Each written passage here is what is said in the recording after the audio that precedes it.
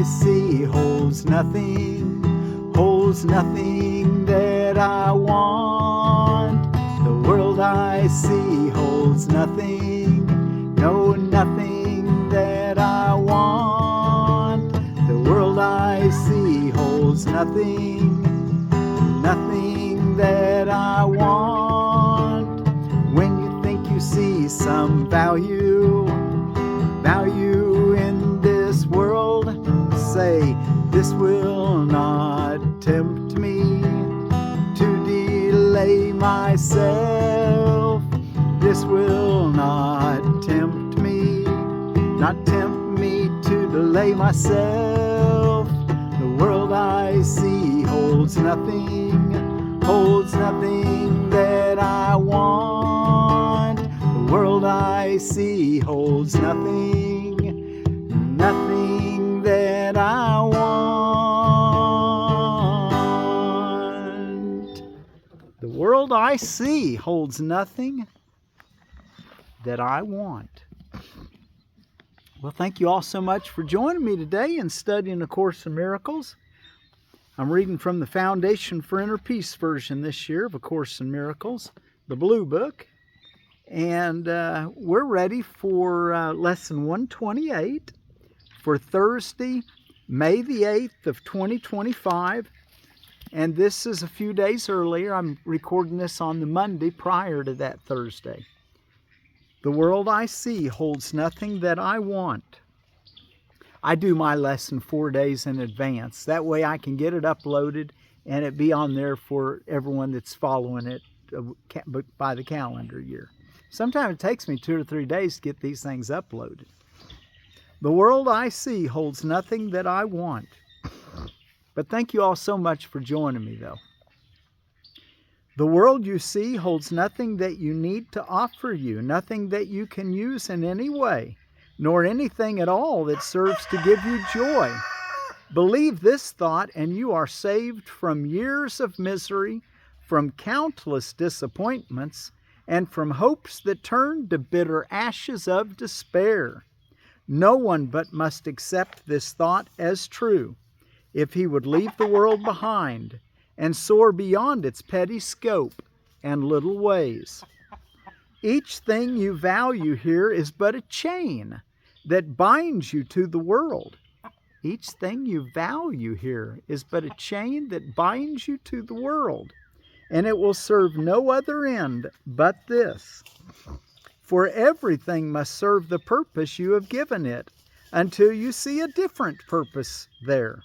The only purpose worthy of your mind this world contains is that you pass it by without delaying to perceive some hope where there is none. Be you deceived no more. The world you see holds nothing you want. Escape today the chains you place upon your mind when you perceive salvation here. For what you value, you make part of you as you perceive yourself. All things you seek to make your value greater in your sight limit you further, hide your worth from you, and add another bar across the door that leads to true awareness of yourself. Let nothing that relates to body thoughts delay your progress to salvation, nor permit temptation to believe the world holds anything you want to hold you back. Nothing is here to cherish. Nothing here is worth one instant of delay and pain, one moment of uncertainty and doubt. Nothing in this world is worth one instant of delay or pain, one moment of uncertainty and doubt. The worthless offer nothing. Certainty of worth cannot be found in worthlessness. Today we practice letting go all thoughts of values we have given to the world. We leave it free of purposes we gave its aspects and its phases and its dreams.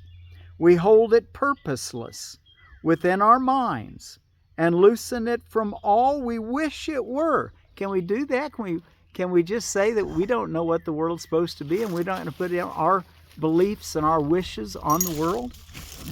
Thus do we lift the chains that bar the door to freedom from the world and go beyond all little values and diminished goals. We want to be listening to the beat of heaven, not what this earth begs us to do. Makes us feel guilty if we don't do. Pause and be still a little while and see how far you rise above the world when you release your mind from chains and let it seek the level where it finds itself at home. It will be grateful to be free. It will be grateful to be free a while. It knows where it belongs, but free its wings and it will fly in sureness and in joy to join its holy purpose. Let it rest in its Creator, there to be restored to sanity, to freedom, and to love. Give it 10 minutes rest 3 times today. And when your eyes are opened afterwards, you will not value anything you see as much as when you looked at it before. Your whole perspective on the world will shift by just a little every time you let your mind escape its chains. The world is not where it belongs, and you belong where it would be and where it goes to rest when you release it from the world. The world is not where your mind belongs, and you belong where your mind belongs, where it goes to rest when you release it from the world. So when you go into your 3 10-minute practice periods, just release the world from being any way you think it ought to be. Any goals you've had, any kind of passions that you think that you need to get accomplished or do all daily or in a year or in 5 years or in 20 years or whatever, let all that go. And just be in the holy place. The Holy Spirit will tell you what to do and when to do it. Let Him be your goal. Open your mind to Him and be still and rest. Let's back up here. Your whole perspective. Isn't that nice? Every time you do this, just kind of let everything go for 10 minutes. When you come back, you'll be just a little closer to heaven each time. A little freer from the chains that hold you to the world. And the world is not where your whole... Let's just read the whole paragraph 7 again. Give it 10 minutes rest 3 times today. And when your eyes are opened afterwards, you will not value anything you see as much as when you looked at it before. Your whole perspective on the world will shift by just a little every time you let your mind escape its chains. The world is not where your mind belongs, and you belong where your mind would be and where it goes to rest when you release it from the world. Your guide is sure. The Holy Spirit, your guide, is sure. Open your mind to Him. Be still and rest. Open your mind to the Holy Spirit. Be still and rest. 10 minutes, 3 times today. And of course, throughout the day, do it too. And throughout the day, look what He says to do. Protect your mind throughout the day as well.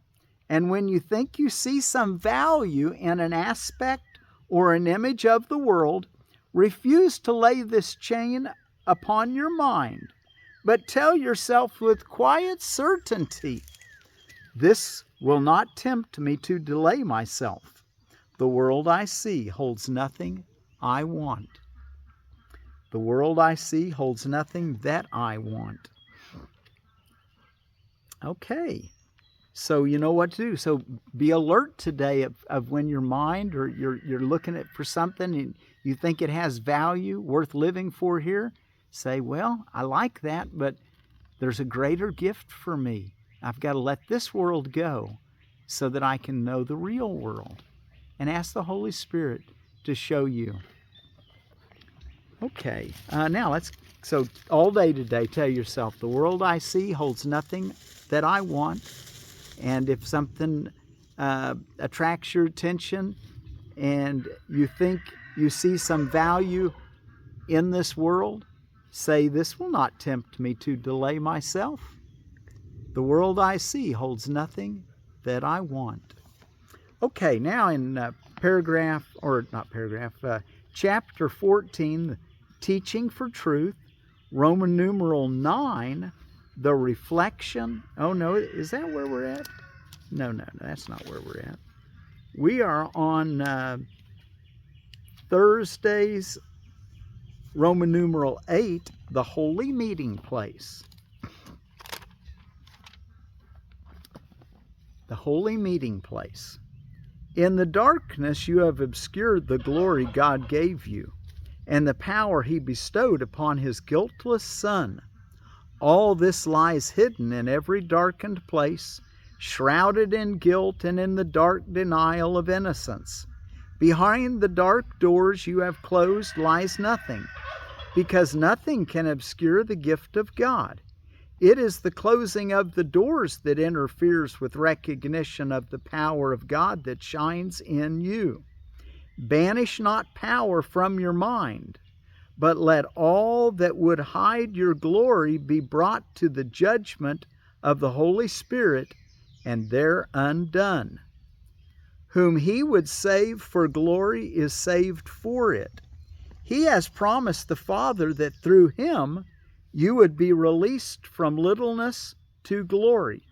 To what he promised God, he is wholly faithful, for he shares with God the promise that was given him to share with you. Paragraph 2, he shares it still for you. Everything that promises otherwise, great or small, however much or little valued, he will replace with the one promise given unto him to lay upon the altar to your Father and his Son. No altar stands to God without his Son, and nothing brought there that is not equally worthy of both. And nothing brought there that is not equally worthy of both, but will be replaced by gifts wholly acceptable to Father and to Son. Can you offer guilt to God? You cannot then offer it to his Son, for they are not apart, and gifts to one are offered to the other. You know not God because you know not this, and yet you do not know God and also this. Oh, no, and yet you do know God and also this. In other words, you don't know it because you're living by the ego's tenets, the separated belief system that's not real. But in reality, deeper down, the real you knows it. That's what he's saying. For they are not, you cannot then can you offer guilt to God? You cannot then offer it to his Son. For they are not apart, and gifts to one are offered to the other. You know not God because you know not this, and yet you do know God and also this.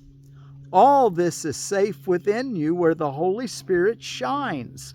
He shines not in division, but in the meeting place where God, united with his Son, speaks to his Son through him. Communication between what cannot be divided cannot cease. Communication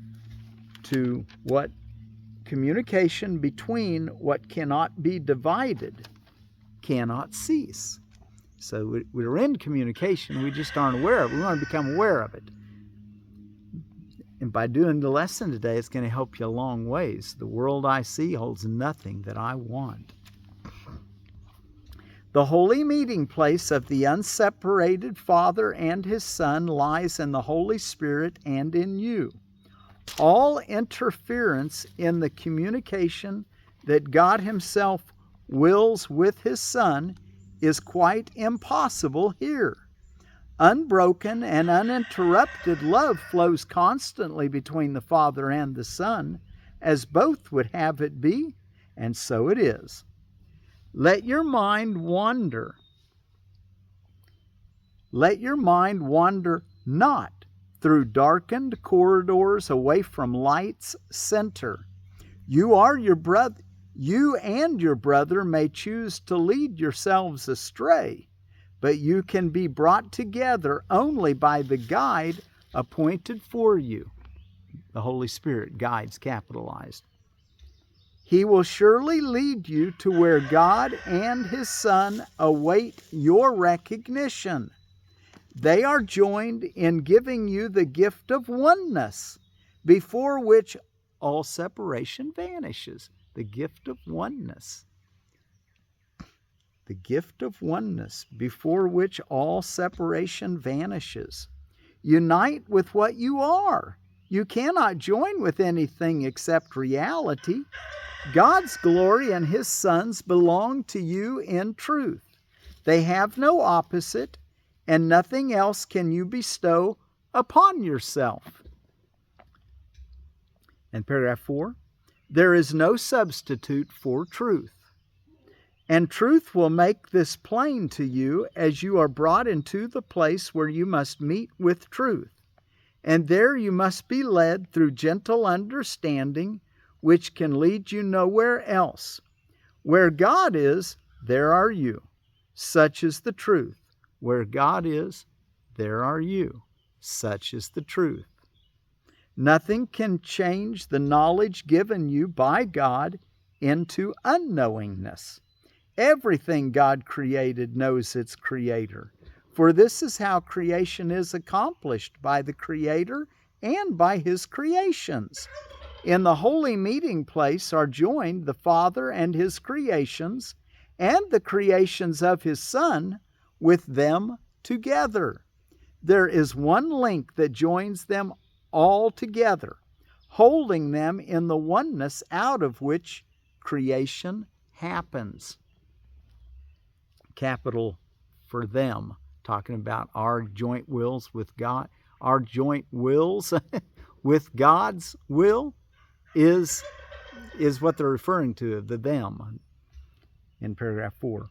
Okay, and the last paragraph, 5. The link with which the Father joins Himself to those He gives the power to create can never be dissolved. Heaven itself is union with all of creation and with its one Creator. And heaven remains the will of God for you. Lay no gifts other than this upon your altars, for nothing can coexist with it.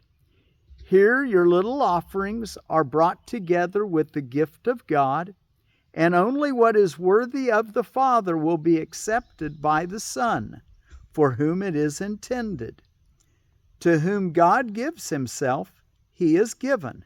Your little gifts will vanish on the altar, where He has placed His own. The little gifts of this world, the things that seem value, remember that. If you'll lay those on the altar, give those to the Holy Spirit, that a greater gift behind that will come to you. Okay, let's see what's going on around the world. It's I didn't find any major religious holidays, which is the main thing I want to look for. But it is, out of holidays and observances, I find that it's Iris Day. The iris, there's about 260 plus species of irises. I just love the smell of those things. And the different color ones have different smells. I've been noticing through the years. I don't think it's just my imagination. It's pretty subtle though. Make a book day.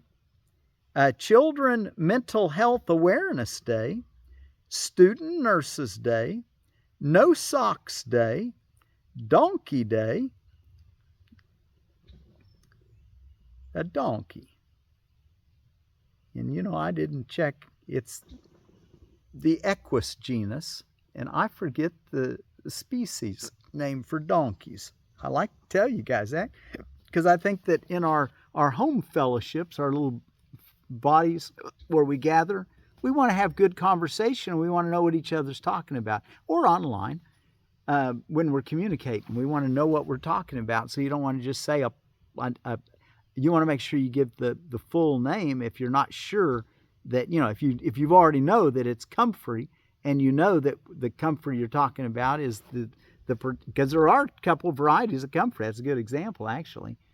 And I can't remember I shouldn't use that example since I don't remember I usually got to look them up. I'm not real versed in it, but I'm learning. I'm learning a lot. It's the ones I use over and over, I know. Okay, let's see. What else is going on? The White Lotus Day. Wow, that sounds cool. White lotus represents peace in the East, oftentimes. The lotus in the Buddhist tradition. And Red Cross Day. The Red Cross. Thank you for the Red Cross and all their healing works. Our word for peace today we're going to take from the Palestine, which, right there between the Jordan River and the west banks of the Mediterranean Sea. And that region is Arabic speaking. And the word for peace, you know what it is? Salaam. And if you want to do the full version of it, someone comes up and you can say, or if they say to you, one way or the other, one of you greets the other one by saying, Assalamu alaikum. So they put that salam in the middle, and it's peace be unto you, I think is the way that Assalamu alaikum. And then you would respond back, alaikum assalam. That's kind of a really common greeting in Palestine and many of those Arabic-speaking countries. And we want to be able to be respectful. So using the word salam, it'll be understood. Or assalamu alaikum. And then out of edible landscaping, we've got another Muscadine grape I want to talk about. Carlos Bronze Muscadine grape.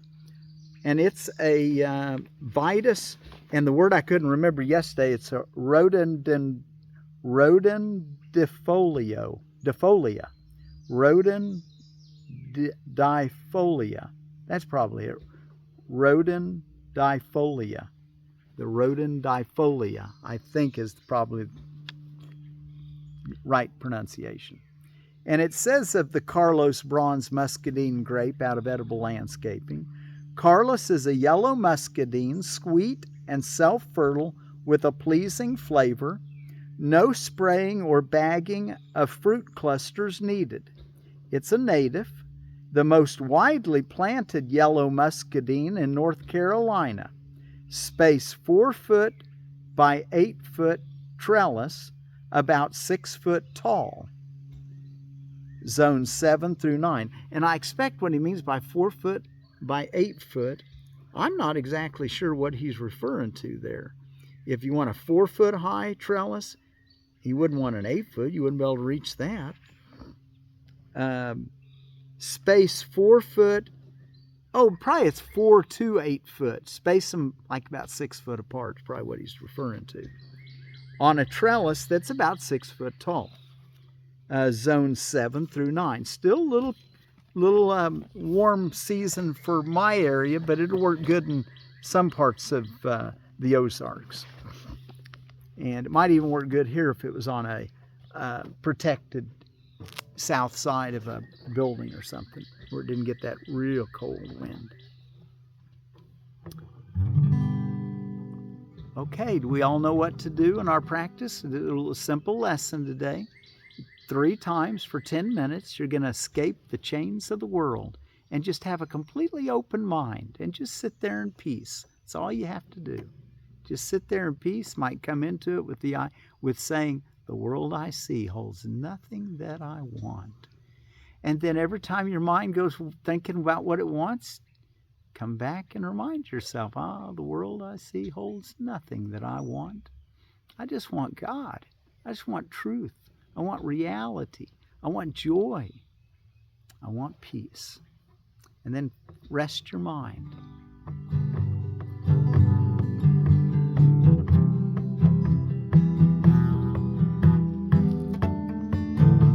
The world I see holds nothing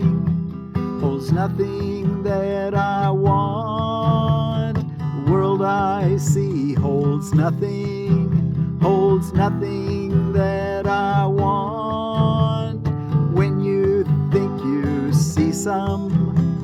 some value in this world, say, this will not tempt me to delay myself.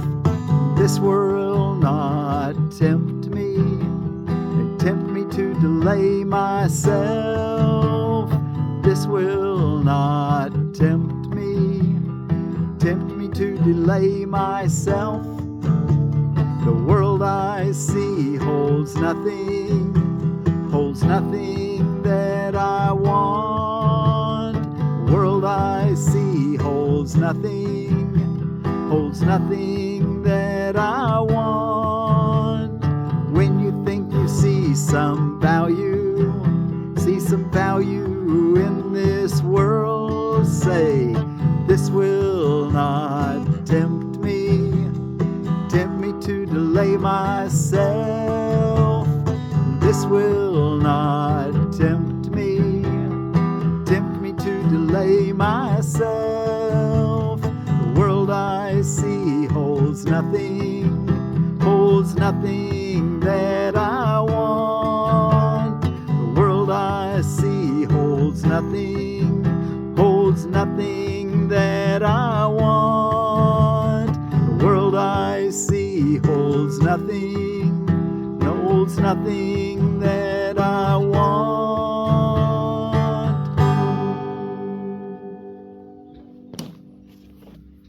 Well, yesterday I almost went a little bit too over. It was right up there, maybe even hit 30 minutes. I don't know. I didn't look at the clock after we filmed it. But I like to keep these down to about what we did today. I tend to get up there about 29 minutes, which is, I'd really like to stop around 28. Just give myself plenty of time so I don't have to feel like I'm rushing. But anyway, so be it. The world I see holds nothing that I want. Remember, every time you close your eyes and rest for those 10 minutes 3 times a day, when you come back to the world, you'll be just a little bit freer from the world than what you were when you went into your meditation. That should be encouraging to you. The world, all you have to do is just sit and rest and not have any opinions about what you need to do or what you think or what to do. Just I'd say that within context, that you're going into it with the purpose of being free from the world and listening to the voice of the Holy Spirit. The world I see holds nothing that I want. And if something comes to tempt you today, tell yourself, this will not tempt me to delay myself. The world I see holds nothing that I want. Assalamu alaikum, or Salaam.